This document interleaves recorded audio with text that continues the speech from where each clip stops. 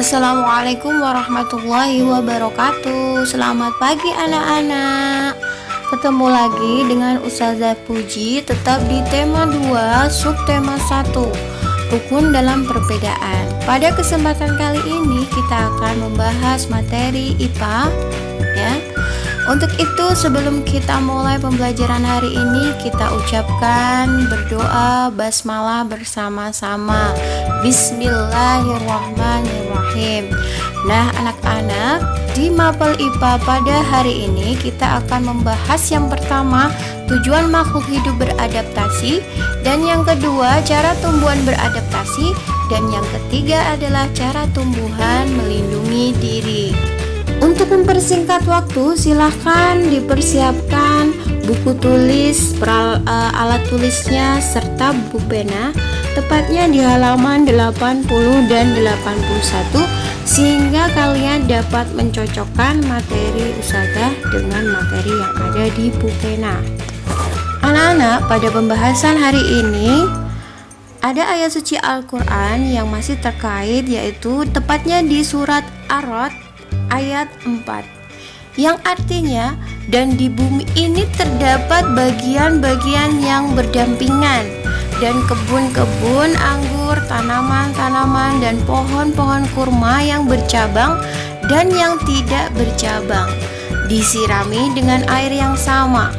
Kami melebihkan sebagian tanaman itu atas sebagian yang lain tentang rasa dan bentuknya.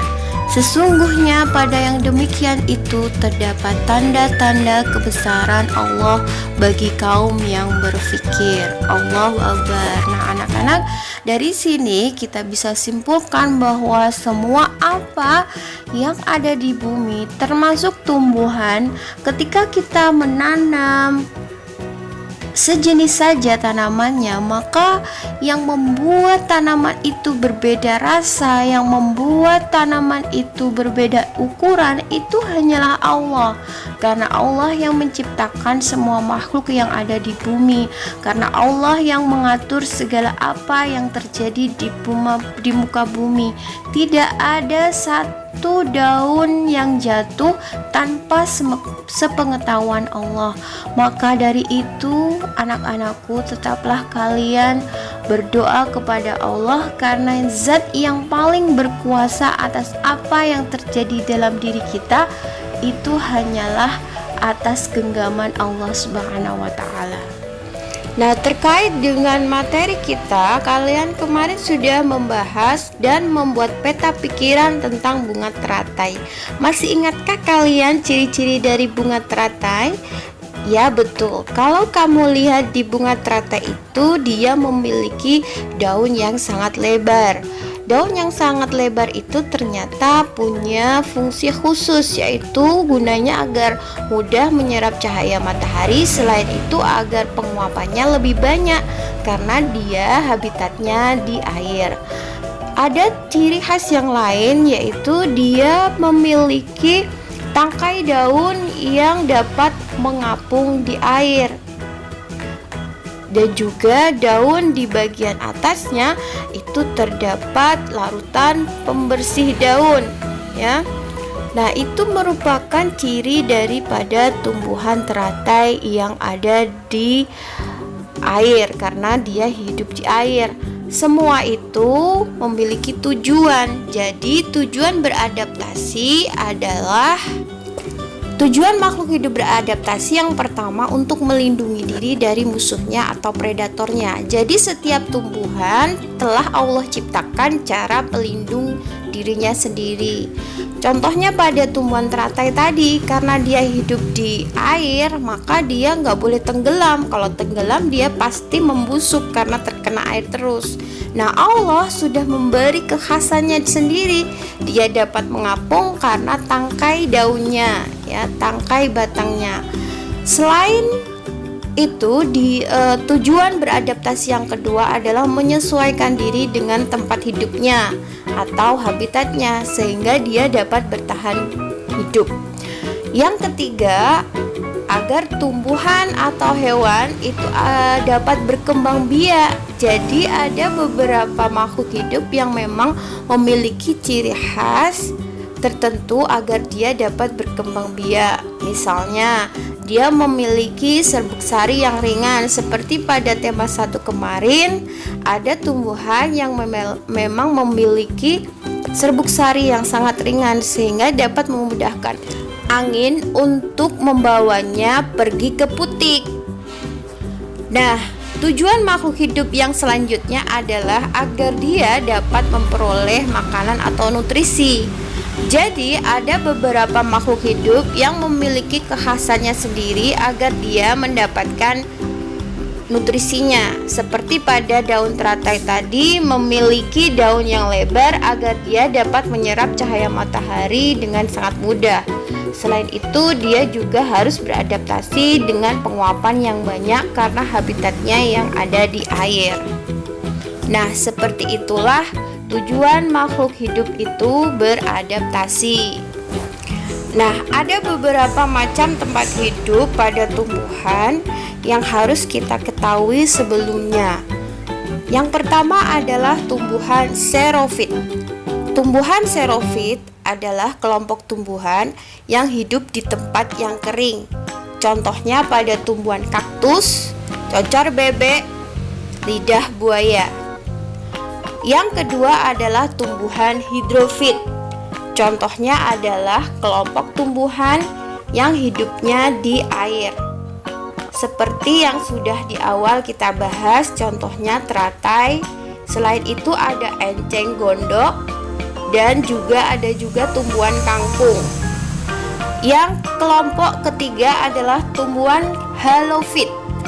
Kelompok tumbuhan halofit adalah kelompok tumbuhan yang hidup di kadar garam yang tinggi. Biasanya dia hidup di air laut. Contohnya adalah tumbuhan bakau. Yang berikutnya adalah tumbuhan higrofit.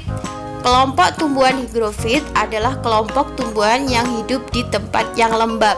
Contohnya paku-pakuan, yaitu suplir dan lumut. Dari berbagai macam tempat hidup pada tumbuhan, hal ini memungkinkan tumbuhan memiliki cara beradaptasi yang khas agar dia dapat bertahan hidup sesuai dengan habitatnya masing-masing. Agar kalian lebih paham bagaimana tumbuhan beradaptasi sesuai dengan habitatnya, Ustazah akan memberikan tugas yang pertama.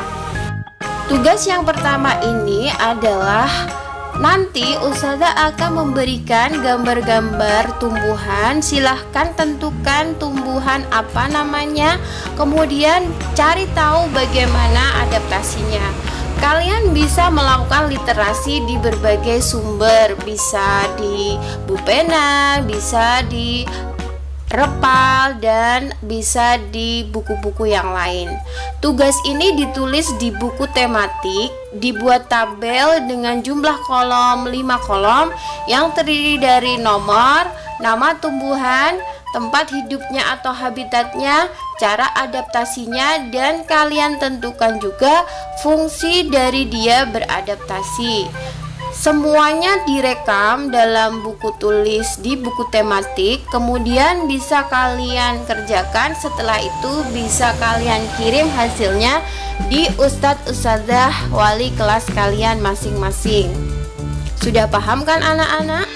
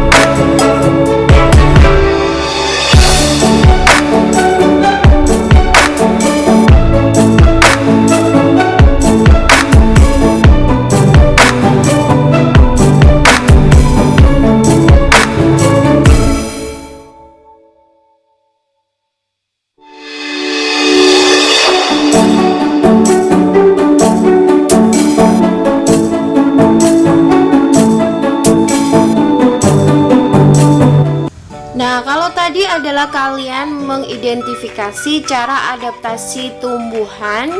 Sekarang kita akan pelajari tumbuhan yang dapat melindungi diri. Jadi tumbuhan itu juga beradaptasi untuk melindungi diri dari predatornya. Contohnya ada tumbuhan yang memiliki duri, ada yang memiliki rambut halus, daun tajam, getah, dan racun. Tumbuhan yang memiliki duri contohnya ada pada tumbuhan mawar, tumbuhan rotan, dan tumbuhan durian. Pasti ketika kalian memetik mawar tidak sengaja terkena durinya kan? Nah, itu adalah cara tumbuhan melindungi diri. Yang berikutnya adalah ada beberapa tumbuhan yang memiliki rambut halus. Contohnya pada tumbuhan bambu. Tumbuhan bambu itu memiliki rambut halus, jadi ketika kita pegang anak atau tunas bambunya, maka kita akan terasa gatal-gatal. Ada juga tumbuhan lain seperti kedelai, tebu, dan lain sebagainya. Ada juga tumbuhan yang memiliki daun yang sangat tajam. Contohnya pada tumbuhan nanas itu memiliki daun yang tajam. Jadi ketika kita mau memetik buah nanas, kita akan agak sulit anak-anak karena ada daun yang memiliki duri yang tajam. Selain itu ada daun lidah buaya, itu tepinya juga memiliki duri yang sangat tajam. Ada tumbuhan kaktus juga. Kalau tumbuhan yang menghasilkan getah, contohnya pada tumbuhan nangka.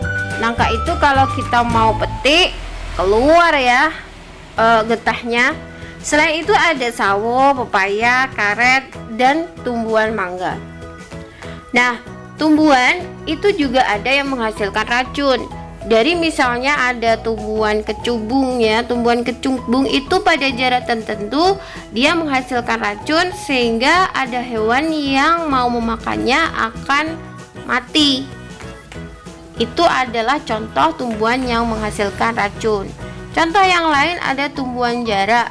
Tumbuhan jarak itu kalau kita makan itu tentunya juga ada efek sampingnya, misalnya sesak nafas, muntah, mulut terasa kaku, dan dapat berhalusinasi. Jadi hati-hati ya dengan buah-buahan tertentu yang belum kalian kenal. Kalian harus cari tahu dulu baru kalian boleh konsumsi, kecuali kalau buah-buahan yang sudah kalian kenal terlebih dahulu. Nah, demikian tadi adalah penyampaian sedikit materi dari Ustazah untuk tema 2 subtema 1 Mapel IPA. Silahkan kalian bisa melakukan literasi lebih lanjut agar kalian lebih banyak tahu.